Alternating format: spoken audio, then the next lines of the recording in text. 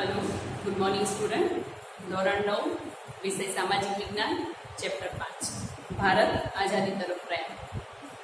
વિદ્યાર્થી મિત્રો, અગાઉના ચેપ્ટર 4 ની અંદર ભારતની રાષ્ટ્રીય ચળવળો અને ક્રાંતિકારી પ્રવૃત્તિઓ વિશે આપણે ડિટેલમાં વાત કરી કે ક્રાંતિકારી પ્રવૃત્તિ કેવી રીતે શરૂ થઈ, બંગાળના ભાગલાની વાત કરી, ચોરાચોરીનો જે બનાવ હતો એની વાત થઈ, બરાબર। પછી આપણે વાત કરી જે અસહકારનું આંદોલન હતું એના રચનાત્મક પાસા શું હતા એની વાત થઈ। ખિલાફત ચળવળ છે, અમૃતસરનો જલિયાવાલા બાગની અંદર જે હત્યાકાંડ થયો, બરાબર, અને હજારો નિર્દોષ લોકો એમાં મૃત્યુ પામ્યા અને અંગ્રેજોની લાલસાનો ભોગ બન્યા। આ બધી ડિટેલમાં આપણે વાત કરી। હવે અહીંયા આગળ આપણે સાયમન કમિશનની વાત કરીએ કે ભારતના લોકો ક્રાંતિકારીઓ ચાહે હિંસક રીતે પોતાની આઝાદીની માંગણી કરી રહ્યા હતા કે ગાંધીજીની સાથે જોડાયેલા દરેક લોકો અહિંસાથી પોતાના દેશની આઝાદી માટે માંગ કરી રહ્યા હતા। તો કહેવાનો મતલબ છે કે દરેક લોકો હવે જાગૃત હતા પોતાની દેશની આઝાદી માટે અને કોઈ પણ ભોગે ભારતને આઝાદ જોવા માંગતા હતા। તો આ જે હતો એ બીજો તબક્કો હતો કે 1920 પછીનો આપણે જોયું કે બંગાળના ભાગલા પડ્યા એ વખતે આખા દેશની અંદર એક સરખી જ્વાળા ફાટી નીકળી હતી કે લોકો કોઈ પણ ભોગે હવે આઝાદી ઈચ્છતા હતા। અમારું સ્વરાજ્ય, આપણે સ્વરાજ પક્ષની વાત કરી કે પોતાનું સ્વરાજ્ય જોઈએ છીએ એમ, અને જે સ્વરાજ્ય પક્ષની રચના કરીને લોકોએ સાબિત પણ કરી આપ્યું કે અમે અમારા દેશનું સંચાલન કરી શકીએ છીએ। અંગ્રેજોને સાબિત કર્યું કે એના માટે તમારી અમારે જરૂર નથી, બરાબર। તો લોકો હવે સ્વરાજ્ય પક્ષની જે સફળતા મળી એ પછી હવે લોકોને એવું લાગ્યું કે ગમે તે ભોગે હવે દેશમાંથી અંગ્રેજોને પાછા કાઢવા જ રહ્યા। ભારત છોડો આંદોલન થયું, બરાબર। તો 1920થી 1947 સુધીનો જે સમયગાળો છે આપણે વાત કરીએ આજે આપણે આ લેસનની અંદર એ જ વાત કરીશું કે 1920થી 1947 સુધીનો જે સમયગાળો છે આ છે એ બીજો તબક્કો છે।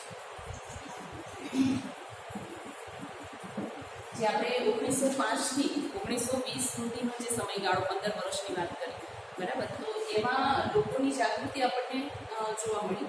જ્યારે 1920થી 1947 સુધીનો જે સમયગાળો હતો એમાં હવે એક હાઇપર એક્ટિવનેસ લોકોની અંદર જોવા મળી કે હવે કોઈ પણ ભોગે કંઈ પણ ચલાવી લેવામાં નહીં આવે, બરાબર। કોઈ પણ ભોગે અમારે કોઈ પણ ભોગે દેશને આઝાદી જોઈએ છે। અને આ જે 1920થી 1947નો સમય હતો એની અંદર ગાંધીજીએ ઘણા બધા આંદોલનો કર્યા અહિંસાને હાથમાં લઈને, એટલે ગાંધી આંદોલન યુદ્ધ, ગાંધી આંદોલન યુદ્ધ તરીકે પણ આ સમયગાળાને 20થી 27 વર્ષ, બરાબર, તો એ સમયગાળો છે ગાંધી આંદોલન યુદ્ધ તરીકે પણ ઓળખાય છે। પહેલાં શરૂઆત આપણે 1927માં સાયમન કમિશનથી કરી। મોનફોર્ડ સુધારામાં જોગવાઈ હતી કે સુધારાનો અમલ કઈ રીતે થયો અને સુધારાની જરૂરિયાત અંગે અભ્યાસના કરવા 10 વર્ષ બાદ એક કમિશન નિમણું, પરંતુ 2 વર્ષ પહેલાં સાયમન કમિશનની નિમણૂક કરવામાં આવી, બરાબર। 2 વર્ષ પછી જે નિમણૂક કરવાની હતી સાયમન કમિશનની એ 2 વર્ષ પહેલાં આખી સાયમન કમિશનની નિમણૂક કરવામાં આવી અને જોન સાયમન, એનું નામ સાયમન કમિશન એટલા માટે આપવામાં આવ્યું કે જોન સાયમન નામના જે અંગ્રેજ હતા એના અધ્યક્ષપણા નીચે સાયમન કમિશનની સ્થાપના કરવામાં આવી। 1927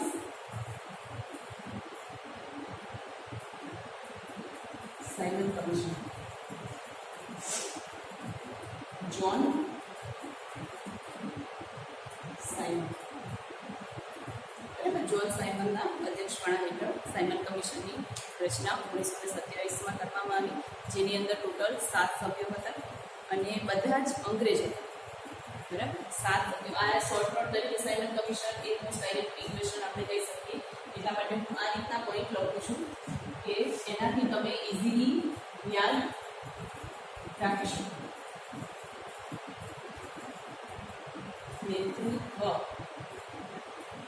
બરાબર, એટલે જ્હોન સાયમન 1927, સાયમન કમિશન 2 વર્ષ પહેલાં એની સ્થાપના કરવામાં આવી, વહેલા કરવામાં આવી અને એની અંદર ટોટલ 7 સભ્યો હતા.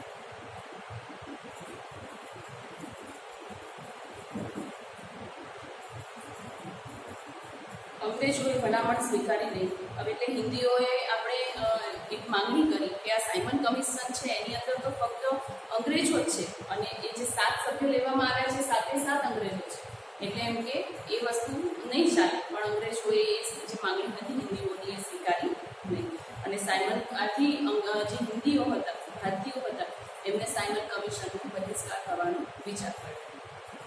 સાયમન કમિશનના ભારતના આગમન સમયે, એટલે જ્હોન સાયમન છે જ્યારે ભારતમાં આવ્યા ત્યારે આગમન સમયે લોકોએ હડતાલ પાડી, સભા સરઘસો કાઢ્યા રોડ પર અને go back Simon go back એવા નારા લગાવ્યા. Simon go back. હિન્દી એક પણ સભ્ય નહોતું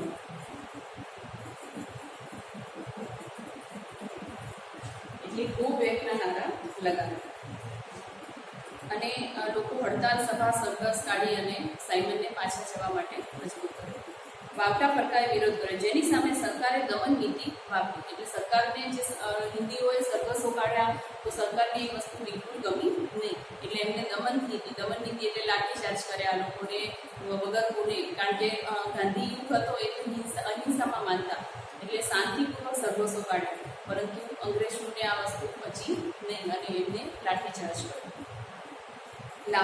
લાહોરમાં સરઘસની આગેવાની લેતા લાલા લજપતરાય ગંભીર રીતે ઘાયલ થયા. થોડો સમય બાદ તેમનું અવસાન થયું. એટલે આ જે સરઘસ હતું એની અંદર જે લાઠીચાર્જ થયો એની અંદર લાલા લજપતરાયનું મૃત્યુ થયું. શેમાં? લાઠીચાર્જ સરઘસની અંદર. લાલા લજપતરાયના જે મૃત્યુના સમાચાર ભગતસિંહ, સુખદેવ, રાજગુરુએ સાંભળ્યા અને આથી ક્રાંતિકારી મુશ્કેલ આવ્યા.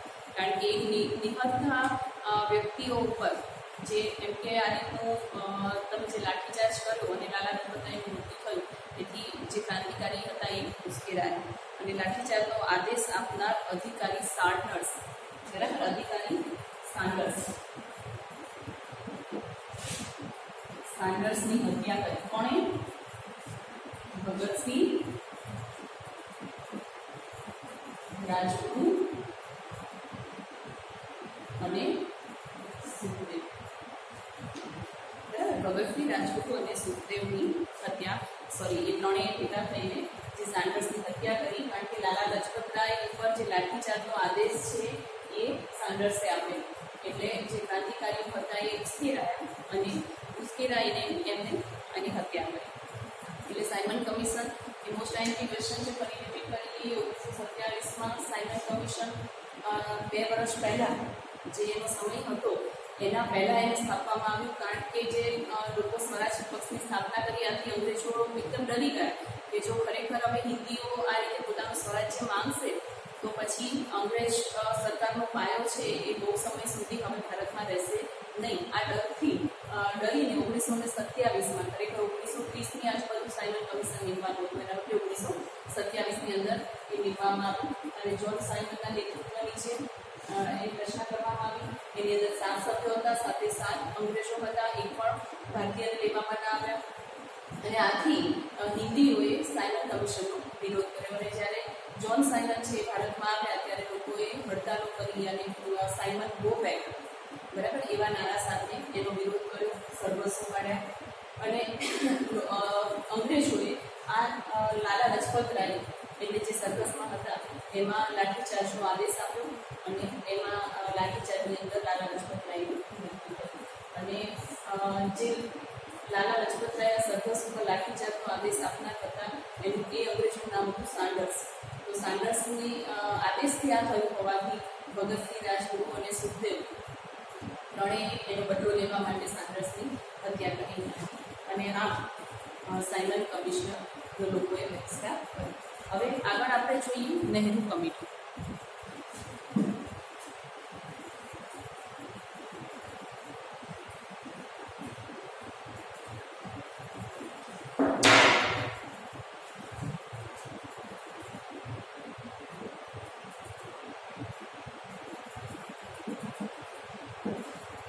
નહેરુ કમિટી.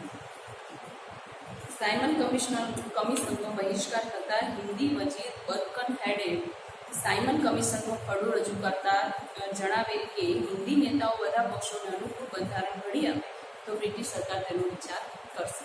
બરાબર. એટલે એમ કે સાયમન કમિશનનો બહિષ્કાર હિન્દીઓએ કર્યો એટલે અંગ્રેજો હવે એક મીઠી નીતિ અપનાવી. એમને એક એવું કહેવાય કે એવી લોલીપોપ હિન્દીઓના હાથમાં પકડાવી કે જો બધી નીતિઓ ઘડી અને જો હિન્દીઓ અમને આપે તો અમે એના વિશે થોડો વિચાર કરીશું. આ આહવાનનો પડકાર હિન્દી રાષ્ટ્રીય મહાસભા મોતીલાલ નહેરુ, બરાબર, આપણે નામ સાંભળેલું છે. મોતીલાલ નહેરુ એ જવાહરલાલ નહેરુના પિતા હતા.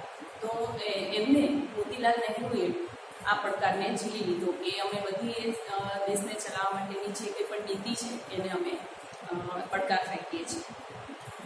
જેમાં સ્થાનિક સ્વરાજ્ય એટલે ડોમિનિયન સ્ટેટ્સ, સ્વતંત્ર ન્યાયતંત્ર, મૂળભૂત અધિકારો, પુખ્ત વયે મતાધિકાર 18 વર્ષની ઉંમરે બાબતનો સમાવેશ કરવામાં આવ્યો. પરંતુ અંગ્રેજ સરકારે આ અહેવાલની ભલામણો સ્વીકારી નહીં. બરાબર. કારણ કે એ તો એક નક્કી કરીને જ બેઠા હતા કે અમારે કોઈ પણ ભોગે હિન્દીઓ જે છે એમને આ કમિશનની અંદર સ્વીકારવા નથી. એટલા માટે એમને એક વસ્તુ નક્કી કરી કે કંઈ પણ કદાચ નીતિ ઘડવામાં આવે તો એને એવોઇડ જ કરવી. એટલે આટલા સારા સારા મુદ્દાઓને અંદર આવરી લેવામાં આવ્યા કે ન્યાયતંત્ર છે, મૂળભૂત અધિકારો છે, પુખ્ત વયે મત આપવાનો અધિકાર છે, આવા બધા સ્થાનિક સ્વરાજ્યનો મુદ્દો પણ એમાં લેવામાં આવ્યો કે જે તે અમુક રાજ્યો છે એ પોતે પોતાનું સ્વરાજ્ય અંદર લે, સ્થાનિક સ્વરાજ્યને મહત્વ આપવામાં આવ્યું. પરંતુ અંગ્રેજોએ આ વસ્તુ સ્વીકારી નહીં અને બધી જ જે નીતિ ઘડેલી હતી એ બધી સ્વીકારી નહીં અને એને અવોઇડ કરી.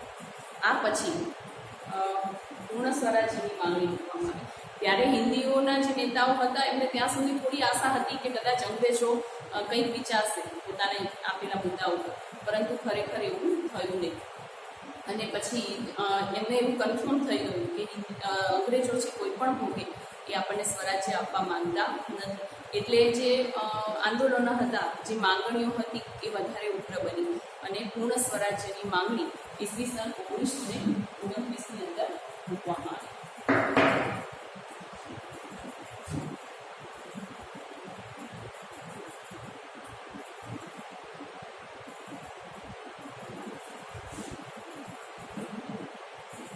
સ્વરાજ્યની માંગણી ઈસવીસન 1929. આ બધી સાલો આપણે યાદ રાખીશું. ઈસવીસન 1929ની અંદર પૂર્ણ સ્વરાજ્યની માંગણી મૂકવામાં આવી. આ સમયે હિન્દી રાષ્ટ્રીય મહાસભામાં જવાહરલાલ નહેરુ, સુભાષચંદ્ર બોઝ જેવા યુવા નેતાઓ સક્રિય થયા અને તેમને પૂર્ણ સ્વરાજ્યની હિમાયત કરી, એટલે કે માંગણી કરી. સ્થાનિક સ્વરાજ્યથી યુવા વર્ગને સંતોષ ના થયો. જે સ્થાનિક સ્વરાજ્ય એટલે કે ધારો કે ગામડાની અંદર સરપંચને એ નીમવામાં આવતા, તો એનાથી યુવાનોને બિલકુલ એમ કે હવે અમારે પૂર્ણ સ્વરાજ્ય જ જોઈએ છે, આવું અધૂરું અમારે સ્વરાજ્ય જોતું નથી. પણ હવે તમે ગમે તે કરો, અંગ્રેજોને અહીંયાથી કાઢવા પડે કે ગમે તે કરીએ, પણ હવે એમ કે અમારે પૂર્ણ સ્વરાજ્ય જોઈએ છે. રાવી નદીના તટે લાહોર ખાતે જવાહરલાલ નહેરુના અધ્યક્ષપણા નીચે હિન્દી રાષ્ટ્રીય મહાસભા પૂર્ણ સ્વરાજ્યનો ઠરાવ પસાર કરવામાં આવ્યો. કઈ જગ્યાએ? રાવી નદીના તટે લાહોર ખાતે જવાહરલાલ નહેરુ અધ્યક્ષપણા નીચે હિન્દી રાષ્ટ્રીય મહાસભાને પૂર્ણ સ્વરાજ્યનો ઠરાવ પસાર કરવામાં આવ્યો 26 જાન્યુઆરી 1930ના દિવસે. 1930ના દિવસે પૂર્ણ સ્વરાજ્ય. હવે એમ કે બસ એવું સ્થાનિક સ્વરાજ્ય કે એવું અડધું પડતું સ્વરાજ્ય અમારે જોતું નથી, પરંતુ કેવું સ્વરાજ્ય જોઈએ છીએ? પૂર્ણ સ્વરાજ્ય જોઈએ છીએ. આવો ઠરાવ 26 જાન્યુઆરી 1930ના દિવસે જવાહરલાલ નહેરુ, મોતીલાલ નહેરુના દીકરા જવાહરલાલ નહેરુ એમના દ્વારા રજૂ કરવામાં આવ્યો. દિવસે સ્વતંત્રતાના શપથ લઈ પ્રથમવાર સ્વતંત્રતા દિન ઉજવવામાં આવ્યો. એ દિવસે જવાહરલાલ નહેરુના અધ્યક્ષપણે 26 જાન્યુઆરી, આપણને એવું થાય કે આપણે પ્રજાસત્તાક દિવસ છે 26 જાન્યુઆરીના દિવસે જ કેમ ઉજવીએ છીએ, એ તારીખ કેમ નક્કી કરવામાં આવી? કારણ કે 26 જાન્યુઆરીના દિવસે પ્રથમવાર શપથ લઈ ને પૂર્ણ સ્વરાજ્યની માંગણી સાથે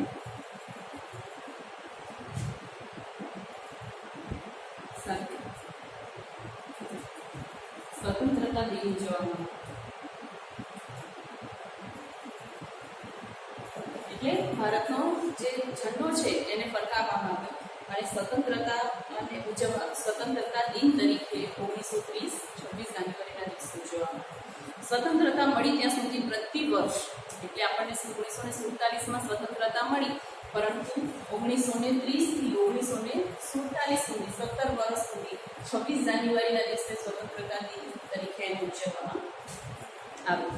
અને આથી જ આ દિવસનું મહત્વ આજે પણ આપણા માટે છે કે આપણે 26 જાન્યુઆરીને પ્રજાસત્તાક દિવસ તરીકે, અને 26 જાન્યુઆરીએ પછી આપણું બંધારણ પણ અમલમાં આવ્યું એટલા માટે 1950 26 જાન્યુઆરી 1950 એટલે એ દિવસનું મહત્વ જળવાઈ રહે એટલા માટે જ 26 જાન્યુઆરીનો દિવસ ચૂઝ કરવામાં આવેલો અને આજે પણ આપણે 26 જાન્યુઆરી ઉજવીએ છીએ.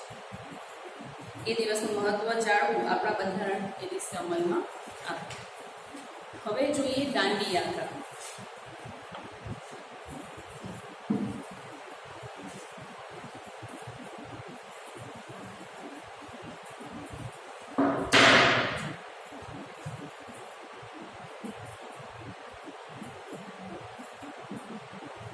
દાંડી યાત્રા 12મી માર્ચ થી 6 એપ્રિલ 1930. 12મી માર્ચથી 6 એપ્રિલ 1930 એટલા દિવસ ચાલી. સવિનય કાનૂન ભંગ. આપણે સૌને ખબર છે કે ગાંધીજી છે અહિંસામાં માનતા, કોઈ પણ હથિયારનો ઉપયોગ કર્યા વગર એ અંગ્રેજોને અહીંથી કાઢવા માંગતા હતા, બરાબર, એ દેશને આઝાદી અપાવવા માંગતા હતા. એટલે કોઈ પણ કાનૂનનો ભંગ કરવા નહોતા માંગતા, એટલે સવિનય કાનૂન ભંગ. કાનૂન ભંગ તો કરવો જ છે પણ વિનય સાથે. એટલે સવિનય કાનૂન ભંગના આંદોલન ભાગરૂપે ગાંધીજીએ દાંડી ગામના દરિયા કિનારે જઈ મીઠાના કાયદાનો ભંગ કરવાનું નક્કી કર્યું. અને આથી જ 11મીના સાંજે આશ્રમના હજારો લોકો ભેગા થયા. કારણ કે અમદાવાદ આશ્રમથી દાંડી સુધી પહોંચવું એવી ડિસ્ટન્સ ઘણું હતું, તો એના ગાંધીજી ચાલીને જવાના હતા આ સવિનય કાનૂન ભંગ કરવા માટે. એટલે એમની સાથે હજારો લોકો એની સાથે જોડાયા. એટલે 11મીની સાંજે જ આશ્રમ પર ઘણા બધા લોકો હાજર થયા. તો પણ મક્કમતાપૂર્વક અહિંસક રીતે સરકાર સામે લડત આગળ વધારવાનો અનુરોધ થયો. લોકોની ધરપકડ ઘણી બધી થઈ. 11મી માર્ચના 11મીની સાંજે જ્યારે લોકો ત્યાં ભેગા થયા તો અંગ્રેજ સરકારે ધરપકડ કરી, ઘણા લોકોને જેલમાં પૂર્યા, લાઠીચાર્જ કર્યો, પરંતુ છતાંય ગાંધીજીનો જે નિર્ણય હતો એ મક્કમ હતો. એમાં એમને કોઈ જ ફેરફાર કરવો નહોતો. એટલે એમને નક્કી કર્યું કે 12મી માર્ચે સવારે દાંડી યાત્રા શરૂ થશે. તો એમને ઘણા બધા લોકોની ધરપકડ થઈ હોવા છતાં પણ પોતાના નિર્ણય ઉપર એ મક્કમ રહ્યા. અમદાવાદ સાબરમતી હરિજન આશ્રમ, એટલે અત્યારે જે આપણે ગાંધી આશ્રમ કહીએ છીએ એ હરિજન આશ્રમ ની 12મી માર્ચ 1930ના રોજ વૈષ્ણવ ભજન તો તેને કહીએ એ ભજન સાથે દાંડી યાત્રાની શરૂઆત કરવામાં આવી. અને ઘણી નર્સરીઓ તેનું દર્શન કરતા કુળ 71 તાર્યાને એ પૂરું થતાં જ એ જે આપણે સૌને ખબર છે કે ગાંધીજીનું એ ફેવરેટ ભજન હતું, મનપસંદ ભજન હતું, વૈષ્ણવ ભજન તો તેને કહીએ, જે પીડ પરાઈ જાણે રે. ઘણી નર્સરીઓ તેનું દર્શન કરતા કુળ 71 તારે. આ ભજનની શરૂઆત થઈ અને જેવી એની પૂર્ણાહુતિ થઈ તેવું જ ગાંધીજીએ પ્રયાણ કર્યું દાંડી કૂચ માટે. અને સુર સંગ્રામ કો દેખ ભાગે નહીં, દેખ ભાગે કોઈ સૂર નહીં સાથે ગાંધીજીના નેતૃત્વની જે સાથીદારોએ દાંડી કૂચ શરૂ કરી. એટલે ગાંધીજી શું સ્લોગન આપ્યું? સુર સંગ્રામ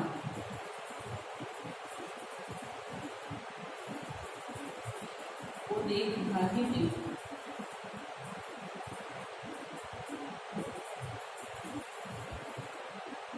દેખ ભાગે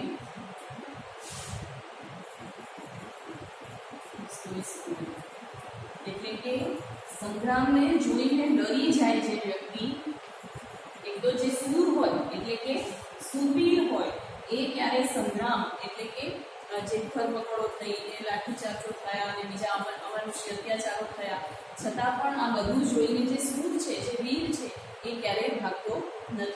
અને જે ભાગી જાય છે, ખરેખર એક ભાગે હોય સૂર નહીં, એટલે કે જે સંગ્રામને જોઈને, જે વિકટ પરિસ્થિતિઓને જોઈને ભાગી જાય છે, એ ખરેખર કોઈ વીર કહેવાને લાયક છે નહીં. બરાબર. તો આ રીતે ગાંધીજીએ સ્લોગન સાથે શરૂઆત કરી સવારે. અને ગાંધીજીએ દાંડી યાત્રામાં 29 માર્ચ 1930ના રોજ કહેલ, 1930ના રોજ ગાંધીજીએ કીધેલું કે કાગડા કૂતરાના મોતે મરીશ. બરાબર. આ આપણે યાદ રાખીશું કે કાગડા કૂતરાના મોતે મરીશ, પરંતુ પૂર્ણ સ્વરાજ્ય લીધા વિના પાછો ફરીશ નહીં. અમદાવાદ પાછું નહીં આવું, એમ કે પૂર્ણ સ્વરાજ્ય જ્યાં સુધી નહીં લઉં ત્યાં સુધી, ભલે મારે એના માટે મૃત્યુને ભેટવું પડે. અમદાવાદથી દાંડીનું અંતર આશરે 370 કિલોમીટરનું છે. આ બધા જે ડિસ્ટન્સ છે યાદ રાખીશું.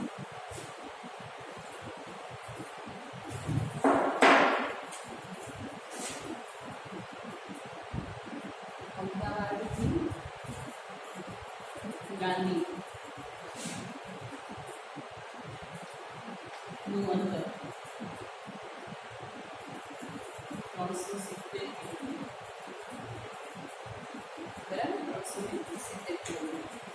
દાંડી યાત્રામાં અસલાલી કયા સ્થળોએ વચ્ચે સ્ટેશન હતા એની વાત છે કે દાંડી યાત્રામાં અસલાલી, બારેજા, નડિયાદ, આણંદ, બોરિયાવી, રાસ, જંબુસર, સુરત, નવસારી જેવા મોટા મોટા નગરોએ સભા ભરતા ગયા ગાંધીજી અને આગળ વધતા ગયા.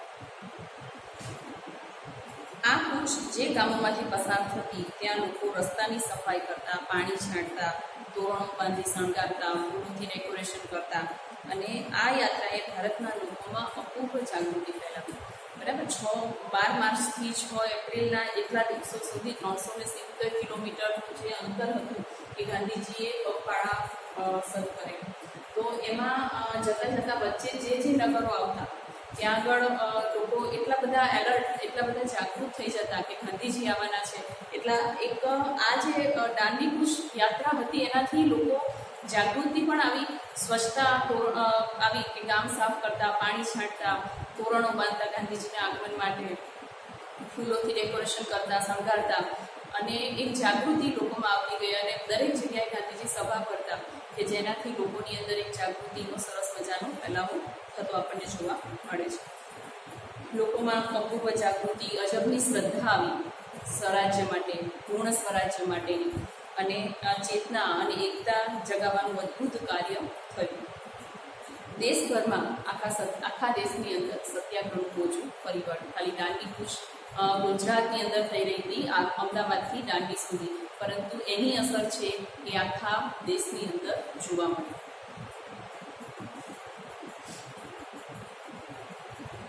ભારતના લોકોમાં જાગૃતિ, અજબની શ્રદ્ધાનો ફેલાવો થયો. દેશભરમાં સત્યાગ્રહનું મોજું ફરી વળ્યું. ગાંધીજી તેમના સાથીદારો સાથે 24 દિવસની પદયાત્રા બાદ દાંડી પહોંચ્યા. 12મી માર્ચે શરૂ કર્યું અને 6 એપ્રિલે પૂરી કરી, એટલે ટોટલ 24 દિવસ થયા. એ પણ યાદ રાખીશું આપણે. 24 દિવસની યાત્રા પૂરી કરી દાંડી પહોંચી. 24 દિવસની યાત્રા કરીને દાંડી પહોંચી. 5મી એપ્રિલ 1920ના દિવસે પહોંચી.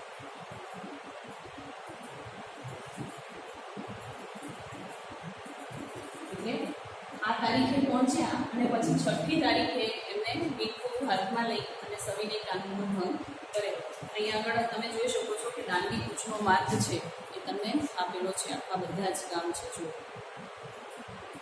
બરાબર, કયા કયા ગામથી શરૂઆત થઈ. અહીંયા આગળ સૌથી ઉપર અમદાવાદ આપણે જોઈ શકીએ છીએ. તો અમદાવાદથી માંડી અને છેક અહીંયા દાંડી દક્ષિણ ગુજરાતની અંદર પહોંચતા એ દરેક સ્થળોએ ગાંધીજીએ સભા કરી અને ત્યાંના લોકોએ પોતાની જાગૃતિનો એક અનુભવ કરાવ્યો. 6 એપ્રિલ 5મી રાત્રે પહોંચ્યા અને 6 એપ્રિલ 1930ના દિવસે બરાબર સવારે 6:30 કલાકે દરિયા કિનારે જામેલા મીઠામાંથી મુઠ્ઠી મીઠું લઈ મીઠાનો અન્યાય કાયદો તોડ્યો.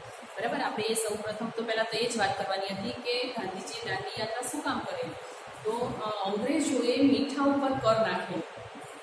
હવે મીઠું એક એવી વસ્તુ છે, મીઠું ખરેખર એ કહેવાય કે જે જનસામાન્ય છે, જે નાગરિકો છે, એ મીઠું છે એ ગરીબ અમીર દરેકના માટે એક બહુ સરળ વસ્તુ, સરળ હોવી જોઈએ, સરળ રીતે પ્રાપ્ત હોવી જોઈએ. તો આ વસ્તુ ઉપર જ્યારે અંગ્રેજોએ કર નાખ્યો તો એનો વિરોધ કરવાનો હતો ગાંધીજીએ, અને વિનય સાથે એનો કાનૂની ભંગ કરવા માંગતા હતા. એટલે તેઓ અમદાવાદથી દાંડી સુધી 24 દિવસની યાત્રા કરી અને પહોંચ્યા, અને 6 એપ્રિલ સવારે 6:30 વાગે દરિયા કિનારે એક હજારોની સંખ્યામાં લોકો ટોળામાં ભરાયેલા હતા. અને એ મીઠામાંથી, દરિયા કિનારે જે મીઠું જામેલું હોય એ મીઠામાંથી એક મુઠ્ઠી મીઠું લીધું ચપટી, અને એમ કીધું કે હું આ અન્યાયી કાયદો જે અંગ્રેજોનો છે એ આજે હું તોડી રહ્યો છું. અને ગાંધીજીએ મીઠા ઉપાડતાની સાથે જ કહ્યું, મેને નમક કા કાયદા તોડ દિયા. અને એ સમયે ઉપસ્થિત લોકોએ સંબોધન કરતા કહેલું, સંબોધતા ગાંધીજીએ કહેલું કે હું બ્રિટિશ સામ્રાજ્યની જે પાયાની ઇમારત છે એના પાયામાં હું લૂણો લગાવું છું, એટલે કે એને તોડવાની શરૂઆત કરી રહ્યો છું, એના પાયામાં હું કાટ લગાવી રહ્યો છું અને એની શરૂઆત કરી રહ્યો છું. તેવા શબ્દોથી સંબોધન કર્યું. મહાદેવભાઈ દેસાઈ આ દાંડી કૂચને મહાવિની સંક્રમણ તરીકે ઓળખાવેલું. બરાબર, મહાદેવભાઈ દેસાઈ. અને દુનિયાભરના પત્રકારોએ ખાલી ગુજરાતની અંદર થયેલી આ ઘટના એની નોંધ ભારતના તો દરેક રાજ્યોએ, દરેક પ્રદેશોએ લીધી જ, પરંતુ આખા દુનિયાની અંદર દરેક પત્રકારોએ આ જે ઘટના બની એની નોંધ લીધેલી. બહુ મોટી ઘટના કહી શકાય કે આટલે બધા ઉંમરલાયક વ્યક્તિએ 370 કિલોમીટરનું અંતર છે, આટલા બધા દિવસ પગપાળા ચાલીને, બરાબર, આપણે સૌએ ગાંધીજીને જોયા છે, એકદમ એક શુક્લકડી કહેવાય એમના બોડીમાં, તો પણ આટલા દિવસ ચાલી અને એ ઉંમરે એમને આટલું અંતર કાપેલું. બરાબર, અને સાથે ભાષણોને તો દરેક જગ્યાએ સભાઓ ભરવીને એ બધી આખી પ્રવૃત્તિ તો ચાલુ જ હતી. એટલે આખી દુનિયાના લોકોએ એની નોંધ લીધેલી. અને આમ 12મી માર્ચ આ સાબરમતી આશ્રમ થયેલી જગ પ્રસિદ્ધ દાંડી કૂચ, બરાબર, એને ભૌતિક સમાપ્તિ હતી 12મી માર્ચ. પરંતુ બ્રિટિશ સલ્તનતની ઇમારતની પાયામાં જે લૂણો ગાંધીજીએ નાખ્યો, ત્યાંથી પૂર્ણ સ્વરાજ્યની માંગણી ઉઠી દેશભરમાં. એક ખાસ આ યાદ રાખીશું કે મહાદેવભાઈ દેસાઈએ આને મહાવિની સંક્રમણ, એટલે બહુ મોટું સંક્રમણ કે જે હવે અંગ્રેજોની જે ઇમારત છે એમાં હવે એને તોડવાની શરૂઆત કરી રહ્યું છે. કોઈ પણ ઇમારત હોય તો એનો પાયો જ મજબૂત હોવો જોઈએ, તો જ એ ઇમારત ઊભી રહે. તો એના પાયામાં જ લૂણો લગાડ્યો, એટલે કે એને હવે તોડવાની શરૂઆત થઈ છે, એટલે પાયામાંથી જ તોડી નાખીશું એવી એક ઇનડાયરેક્ટલી ચેતવણી કહી શકાય.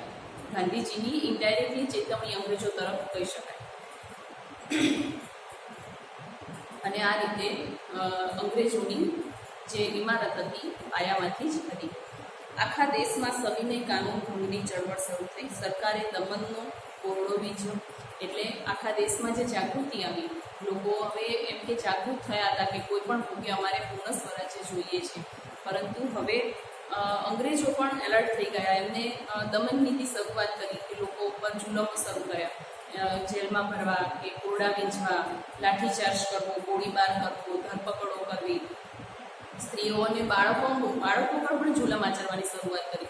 સૌપ્રથમ તો દરેક સર્કસોની અંદર જનરલી બાળકો અને સ્ત્રીઓને ઉપર કોઈ અત્યાચારો કરવામાં આવતા નહીં, પરંતુ હવે તો એ પણ શરૂઆત થઈ ગઈ કે બાળકો અને લોકો ઉપર અત્યાચાર શરૂ કરે, અને લડતનું જોર ઘટ્યું નહીં. છતાં પણ લોકો એટલા બધા હવે અવેરનેસ આવી ગઈ હતી, લોકોમાં એટલી બધી જાગૃતિ આવી ગઈ હતી કે લોકો હવે અટકવા માંગતા જ નહોતા. જેલો ભરાઈ ગઈ, જેલો ફૂટી પડી, એવું કહેવાય કે જે જેલ ભરો આંદોલન શરૂ થયા કે લોકો એમ કે ક્યાં સુધી અંગ્રેજો જેલ ભરશે, તો જેલમાં ભરાય એટલા ભરો. એટલી બધી દમન નીતિ થઈ, કોરડા વીંચવામાં આવ્યા, લાઠીચાર્જો થઈ, ગોળીબારો થયા, પણ લોકો હવે અટકવા માંગતા નહોતા. કારણ કે આઝાદી માટેનો જે જુસ્સો હતો એ હવે લોકો એક કહેવાય કે એના એક લેવલે પહોંચ્યો હતો કે હવે લોકો ત્યાંથી પાછા ફરવા માંગતા નહોતા. એટલે હવે અંગ્રેજો થાક્યા કે જેલ ભરીને પણ થાક્યા કે લોકો તો અટકતા જ નથી. જેલમાં એક સમય ધારો કે કોઈ સરઘસ કાઢ્યું હોય ને આખા સરઘસના જેટલા વ્યક્તિઓ હોય એ બધાને જેલમાં પૂરી દેવામાં આવે તો ફરી પાછા થોડા ટાઈમ પછી બહાર કાઢે તો પાછા ફરી સરઘસ કાઢે. એનાથી લોકો ડરી જતા નહોતા. જ્યારે અંગ્રેજોને એવું હતું કે લાઠીચાર્જ કરીશું કે ગોળીબાર કરીશું તો એનાથી લોકો ડરી જશે, પરંતુ હકીકતમાં એ વસ્તુ બની નહીં. પણ લોકો હવે વધારે જાગૃતિથી અને વધારે ઉત્સાહથી સરઘસોની અંદર જોડાવા લાગ્યા. 2 પાર્ટ હતા, આપણે એ વાત કરી હતી અગાઉ કે આઝાદી માટે 2 એવા સંઘો હતા કે જેને અલગ અલગ રીતે કામ કર્યું, પરંતુ બંનેનો ગોલ એક જ હતો. એક તો ક્રાંતિકારી હતા અને જે હિંસામાં માનતા, અને બીજા ગાંધીજીની વાત કરીએ તો એ અહિંસાના. પણ બંને માર્ગોથી થઈને એનું જે ગોલ હતો એ તો આઝાદી મેળવવાનો જ હતો, ભારત દેશને આઝાદ કરવાનો જ હતો. એટલે બંને તરફથી જે પ્રયાસો થઈ રહ્યા હતા એ બિલકુલ યથાયોગ્ય હતા. અને આખો દેશ છે એ કોઈ પણ રીતે, ચાહે ભગતસિંહને જેવા ક્રાંતિકારીઓ સાથે જોડાય કે ગાંધીજી સાથે અહિંસા સાથે જોડાય, પરંતુ બંનેના ગોલ તો એક જ હતા.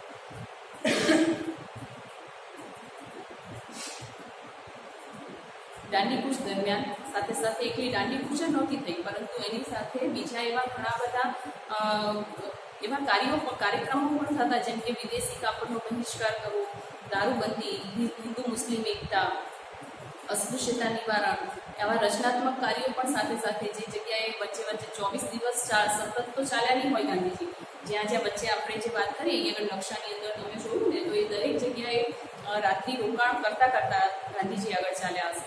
તો એ દરેક જગ્યાએ સભાઓ કરતા અને સાથે સભાની અંદર આ રીતે એમ કે વિદેશી કાપડનો આપણે બહિષ્કાર કરવાનો છે, દારૂબંધી કરવાની છે, હિન્દુ મુસ્લિમ એકતા સ્થાપવી જરૂરી છે. ગાંધીજીએ લોકોને સમજાવ્યું કે જો એકતા હશે તો જ આપણે કંઈક પ્રાપ્ત કરી શકીશું, જો બાકી અંદર જ ઝઘડવામાં રહીશું તો આ વસ્તુ શક્ય બનશે નહીં. પરંતુ આખરે તો પણ ગાંધીજીનું એ સ્વપ્ન પૂરું થયું નહીં અને હિન્દુ મુસ્લિમ અલગ પડ્યા, અલગ વિસ્તાર સાથે પાકિસ્તાનની માંગણી થઈ. જોકે આપણે લાસ્ટ લેસનની અંદર જોઈ ગયા રાષ્ટ્રીય ક્રાંતિકારી ચળવળ, રાષ્ટ્રીય ચળવળોની અંદર કે એ પણ એક મિન્ટોનું એક કાવતરું જ હતું. બરાબર, મોહમ્મદ અલી ઝીણા પાસે જે પાકિસ્તાનની અલગ માંગણી કરાવી એ પણ મિન્ટોનું એક કાવતરું જ હતું. ખરેખર તો એ બીજ રોપવામાં આવ્યા. આપણે ભારતના જે હિન્દુ મુસ્લિમો વચ્ચે આ વસ્તુ ક્યાંય હતી જ નહીં, પરંતુ અંગ્રેજોએ આ કાવતરું ઘડી અને એ જે મુસ્લિમ અગ્રણી નેતાઓ હતા એમના મનની અંદર આ કાવતરું ઘડેલું કે તમે અલગ પાકિસ્તાનની માંગણી કરો. બરાબર, બાકી એ વસ્તુ પોસિબલ થાત જ નહીં. એટલે આવા સમયે ગાંધીજી એ હિન્દુ મુસ્લિમ એકતા તરફ વધારે જોર મૂક્યું. અસ્પૃશ્યતા નિવારણ, એ સમયમાં અસ્પૃશ્યતા નિવારણ એક બહુ હાયર લેવલે જોવા મળતી, ખાસ કરીને ગ્રામ્ય વિસ્તારની અંદર. તો એની અંદર પણ ગાંધીજીએ એ ન કરવા લોકોને સમજાવ્યું અને આવા ઘણા બધા રચનાત્મક જે કાર્યક્રમો છે એનું આયોજન થયું. દાંડી યાત્રા અને નમક સત્યાગ્રહથી આવેલી જાગૃતિના લીધે અસહકારના આંદોલન અને સત્યાગ્રહના કાર્યક્રમો દેશભરમાં શરૂ થયા. બરાબર, આપણે વાત કરી કે લોકો એટલા બધા જાગૃત થઈ ગયા કે હવે અસહકાર, બધી જ બાબતમાં અસહકાર. અંગ્રેજો કોઈ પણ નીતિ મૂકે પરંતુ એમાં કોઈ પણ ભારતીય છે હવે કોઈ રીતે સહકાર આપવા તૈયાર નહોતા. ચાહે એમના ઇંગ્લેન્ડમાં બનાવેલા કાપડ હોય, બુક હોય, સિગારેટ હોય કે અંગ્રેજી શિક્ષણની વાત હોય. બરાબર, આપણે ખબર છે કે કોલકાતામાં એમાં યુનિવર્સિટીઓ સ્થાપી, પરંતુ હવે લોકો એ પણ ત્યાગવા માંડ્યા અને જે ઊંચી પોસ્ટ ઉપર, જે ઊંચા હોદ્દા ઉપર અંગ્રેજો પાસે આપણા હિન્દીઓ કામ કરતા, એમાં પણ હવે એમ કે લોકો એનો પણ એ હોદ્દાઓનો પણ ત્યાગ કરવા માંડ્યા અને સંપૂર્ણ રીતે ભારતની સ્વતંત્રતા માટેની માંગણી હવે બહુ જોરશોરથી ચાલતી. આ કાર્યક્રમો હતા એમાં સ્વદેશી આંદોલન, વિદેશી વસ્તુઓનો બહિષ્કાર, દારૂબંધી, દારૂના પીઠ ઉપર પેકેટિંગ કરવું એટલે કે બંધ કરાવવા, મહેસૂલ સહિતના કરવેરા ન ભરવા. અંગ્રેજોએ જે પણ કરવેરા ભારતના પ્રજા પર નાખેલા, આપણને ખબર છે કે ખેડૂતોની કમર તોડી નાખે એટલા બધા ખરાબ રીતે કરવેરાને નાખવામાં આવ્યા હતા. 3 ભાગ અંગ્રેજોનો, 1 ભાગ ખેડૂતોનો. કે જે ખેડૂત આખું વર્ષ મહેનત કરે છે એનો ખાલી 1 જ ભાગ અને 3 ભાગ જે ઉત્પાદન થયું હોય, મોલ થયો હોય એનો 3 ભાગ એ અંગ્રેજોને આપવામાં આવતો. તો આ રીતે અન્યાયી નીતિ હતી અને જે હવે લોકોએ એનો બહિષ્કાર કર્યો કે અમે કર ભરીશું નહીં, ચાહે ગમે તે થાય, ભલે જેલમાં પૂરવા હોય તો જેલમાં પૂરો, ગોળીબાર હોય કરવું હોય તો એ પણ છૂટ છે, પણ હવે અમે કરવેરા ભરીશું નહીં. અસ્પૃશ્યતા નિવારણ કાર્યક્રમ સંબંધી સત્યાગ્રહ, સભાઓ અને સરઘસો કાઢ્યા, આવા કાર્યક્રમો થયા અને જાગૃતિ તથા આંદોલન નબળા પાડવા, કચડી નાખવા માટે આટલી બધી જાગૃતિ એક સાથે જોઈને અંગ્રેજો ગભરાય છે અને આટલી એમ કે આ જે વસ્તુ બની રહી છે તો હવે અંગ્રેજોને લાગ્યું કે અહીંયાથી હવે જવું જ હિતાવ છે, પરંતુ છતાં પણ આ જે કાર્યક્રમો હતા એને નાથવા માટે, એને રોકવા માટે અંગ્રેજોએ લાઠીચાર્જ કર્યા, ગોળીબાર કરી અને લોકોને રોકવાનો પ્રયત્ન કર્યો. કારાવાર સહિતની દમનકારી પગલાં લેવાયા, એટલે જેલમાં પૂર્યા પછી પણ જે લોકો જેલમાં પૂરાતા એમની સાથે ખૂબ જ અમાનુષી અત્યાચારો કરવામાં આવતા, બરાબર, એમની સાથે અમાનવીય અત્યાચારો કરવામાં આવતા અને છતાં પણ લોકો, એમ કે અંગ્રેજોનો હેતુ એ હતો કે આવું કંઈ પણ કરવાથી લોકો ડગી જશે, થાકી જશે, હારી જશે, પરંતુ હવે આખા દેશની અંદર એક એવું મોજું ફરી વળ્યું હતું આઝાદી માટેનું કે લોકો હવે થાકવા તૈયાર નહોતા, ડરવા તૈયાર નહોતા, કોઈ પણ ભોગે હવે સ્વતંત્રતા જ લેવી છે, એ એક જ મુખ્ય ઉદ્દેશ હતો. હુમલા જેવા કેટલાક હિંસકો બનાવો પણ બન્યા. ઘટનાઓમાં અબ્દુલ ગફાર ખાન, સરહદના ગાંધી જેને કહેવાતું, એમના નેતૃત્વ હેઠળ આંદોલન થયા. સરહદના ગાંધી તરીકે આ પણ એક ખાસ યાદ રાખીશું, આપણે પૂછાઈ શકે એવું છે પરીક્ષામાં કે સરહદના ગાંધી તરીકે, એટલે ગાંધીજી જેવા જ હતા, તો એમનું નામ છે અબ્દુલ ગફાર ખાન, હા, જેઓ સરહદના ગાંધી તરીકે ઓળખાતા અને એમના નેતૃત્વ નીચે ઘણી બધી આવા સરઘસો અને કાર્યક્રમો યોજવામાં આવે.